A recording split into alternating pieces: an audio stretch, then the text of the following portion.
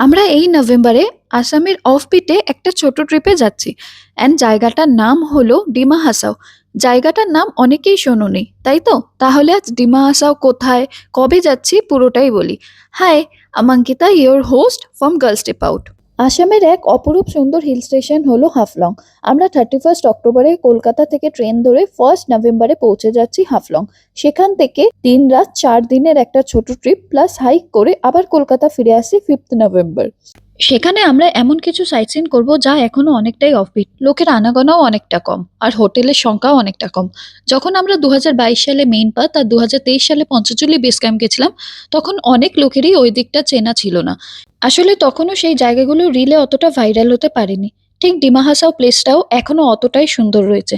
And সেখানে যে ছোট হাইকটা আছে টুমজং পিকে, আমরা সেখানে 1 রাতে টেন্টে স্টে করব। আর সকালে উঠে ঠিক এমনই সানরাইজ দেখতে পাবো। আর হাফলং যেহেতু আসামের এখানে হিল স্টেশন, তাই জন্য সেখানে ফ্লাড এফেক্ট করতে পারেনি। সবাই জানো আসামে এখন কিরকম ফ্লাড, কিন্তু নভেম্বরে সেরকম কিছুই থাকে না। তাছাড়া হাফলংয়ে কোনোই ফ্লাড হয়নি। তাছাড়া যেসব সাইট সিন হবে সেগুলো অনেকটাই আনটাচড এখনো। তাই তোমরাও যদি এই ট্রিপে জয়েন করতে চাও তাহলে কমেন্ট করতে পারো, আমরা বাজেট সমেত আইটিনারি তোমাদের ইনবক্স করে দেবো। আর এমনই সুন্দর সুন্দর ট্রিপ আর ট্রেকের জন্য ফলো করতে পারো আমাদের গার্লস স্টেপ আউট ইনস্টাগ্রাম পেজকে। আর ফেসবুক গ্রুপে আমাদের জয়েন হয়ে যাও।